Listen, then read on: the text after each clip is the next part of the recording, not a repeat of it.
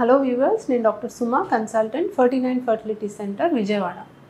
సంతానలేమి సమస్య చాలా ఎక్కువగా చూస్తున్నామండి. అండ్ మగవాళ్ళల్లో ప్రాబ్లమ్స్ అనేది చాలా కామన్ అయిపోయింది. సో ఇంతకుముందు కాలంలో మనము మెయిన్గా ఆడవాళ్ళలోనే ఎక్కువ సమస్యలు అనేవి చూస్తున్నాం. బట్ ఈ మధ్య కాలంలో చూస్తే మా దగ్గరకు వచ్చే పేషెంట్స్లో సగం పైన పేషెంట్స్కి మగవాళ్ళలో ప్రాబ్లమ్స్ అనేది ఎక్కువగా గమనిస్తున్నాం.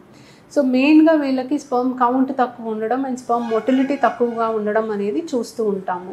సో ఈ స్పర్మ్ క్వాలిటీని మనం ఇంప్రూవ్ చేయడానికి, లేకపోతే స్పర్మ్ని బూస్ట్ చేయడానికి, కౌంట్ అవ్వచ్చు, మొటిలిటీ అవ్వచ్చు, ఇంకా హెల్దీ క్వాలిటీ ఆఫ్ స్పర్మ్స్ అవ్వచ్చు, మనం ఎటువంటి జాగ్రత్తలు తీసుకోవాలి అనే దాని గురించి డిస్కస్ చేద్దాం. సో న్యాచురల్గానే sperm count and motility improve అవ్వడానికి కొన్ని టిప్స్ అనేవి ఖచ్చితంగా ఫాలో అవ్వచ్చండి. మీ లైఫ్ స్టైల్లో చేంజెస్ అనేవి చాలా ఇంపార్టెంట్. సో స్ట్రెస్ తగ్గించుకోవడం, రెగ్యులర్గా ఎక్సర్సైజ్ చేయడం, నైట్ నిద్ర కనీసం ఒక 6 hours ఆఫ్ అన్ఇంటరప్టెడ్ స్లీప్ ఉండడం, మీకు స్క్రీన్ టైం అనేది తగ్గించుకోవడం, వైఫైకి, ఎలక్ట్రోమాగ్నెటిక్ రేడియేషన్స్కి, మొబైల్ ఫోన్లో ఉన్న ఎలక్ట్రోమాగ్నెటిక్ రేడియేషన్స్కి మ్యాక్సిమం ఎక్స్పోజ్ అవ్వకుండా ఉండడం, ప్లాస్టిక్ వాటర్ బాటిల్స్ని కంప్లీట్గా అవాయిడ్ చేయడం, పొల్యూషన్కి ఎక్స్పోజ్ అవ్వకుండా ఉండడం, ఇవన్నీ కాకుండా హెల్దీ ఫుడ్ తీసుకోవడం అనేది చాలా చాలా ఇంపార్టెంట్. సో హెల్దీ ఫుడ్ అంటే ఎటువంటి ఫుడ్ని మీ డయట్లో ఇంక్లూడ్ చేసుకోవాలి అంటే చాలా ఫ్రెష్ ఫ్రూట్స్ అండ్ వెజిటబుల్స్ మీరు తినాలండి. సో మీ డయట్లో మీరు ఖచ్చితంగా ఆకుకూరలు ఇంక్లూడ్ చేసుకోవాలి. ఇది కాకుండా టొమాటోస్ వల్ల మీకు లైకోపీన్ రిచ్ ఫుడ్ అనమాట, టొమాటోస్ ఇంక్లూడ్ చేసుకోవాలి. ఎగ్ చాలా మంచిది, దీంట్లో మంచిగా ప్రోటీన్ సోర్స్ అనమాట. And omega-3 fatty acid rich ఉన్న ఫుడ్, నట్స్ కానీ, మనకి వాల్నట్స్ కానీ, అండ్ మనకి సీడ్స్, సన్ఫ్లవర్ సీడ్స్ కానీ, మనకి ఫ్లాక్స్ సీడ్స్ కానీ, ఇలాంటి సీడ్స్లో కూడా మనకి జింక్ అనేది ఎసెన్షియల్ మినరల్ అనేది వస్తుంది.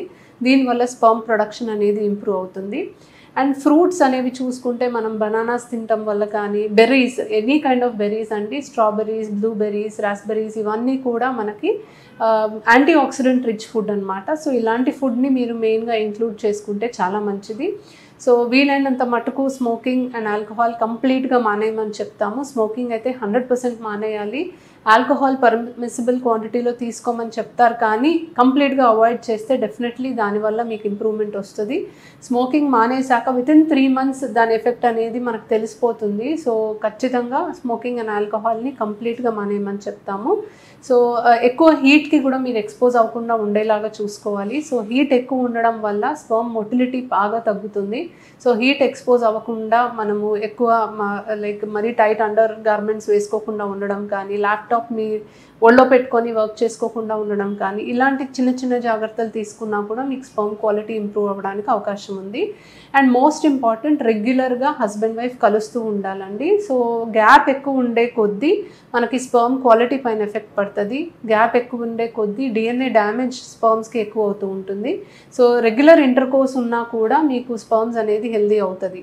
సో ఇవన్నీ టిప్స్ ఫాలో అవుతూ మీకు ఏదన్నా మెడికేషన్ అవసరం ఉందా అనేది మీరు ఒకసారి డాక్టర్ని సంప్రదిస్తే, ఆ మెడిసిన్స్ కూడా వాడితే వితిన్ 3 months మీకు డెఫినెట్లీ కొద్దో గొప్ప ఇంప్రూవ్మెంట్ అనేది వస్తుందండి. అలా అని ప్రతి ఒక్కళ్ళకి ఈ సింపుల్ టిప్స్ ఫాలో అయితే మీకు స్పర్మ్ కౌంట్ అనేది బాగా ఇంప్రూవ్ అయ్యి న్యాచురల్ ప్రెగ్నెన్సీ వచ్చేస్తుంది అని కాదు. కొంచెం తక్కువ ఉంది కౌంట్ అండ్ మోటిలిటీ అనుకుంటే మీరు ఈ లైఫ్ స్టైల్ చేంజెస్ కానీ, ఫుడ్లో చేంజెస్ కానీ, కొన్ని మెడిసిన్స్ ద్వారా దాన్ని ఇంప్రూవ్ చేస్తే న్యాచురల్గా కూడా ప్రెగ్నెన్సీ రావచ్చు. బట్ చాలా తక్కువ ఉన్న వాళ్ళకి ఎక్కువ ఇంప్రూవ్మెంట్ వచ్చేసి న్యాచురల్గా వచ్చేస్తుందని ఎక్స్పెక్ట్ చేయకూడదండి. సో ఖచ్చితంగా ఫస్ట్ ఒక డాక్టర్ ఒపీనియన్ తీసుకోండి. బికాజ్ చాలా తక్కువ స్పర్మ్ కౌంట్ ఉన్నప్పుడు 0 కౌంట్ అవ్వడానికి కూడా ఛాన్సెస్ ఉంటాయి. మరీ తక్కువ స్పర్మ్ కౌంట్ ఉంటే మీకు ట్రీట్మెంట్ అవసరం అయితే ఈ చేంజెస్తో పాటు మీరు ట్రీట్మెంట్ చేసుకొని వీలైనంత త్వరగా ప్రెగ్నెన్సీ వచ్చేలాగా ప్లాన్ చేసుకుంటే మంచిది. Thank you.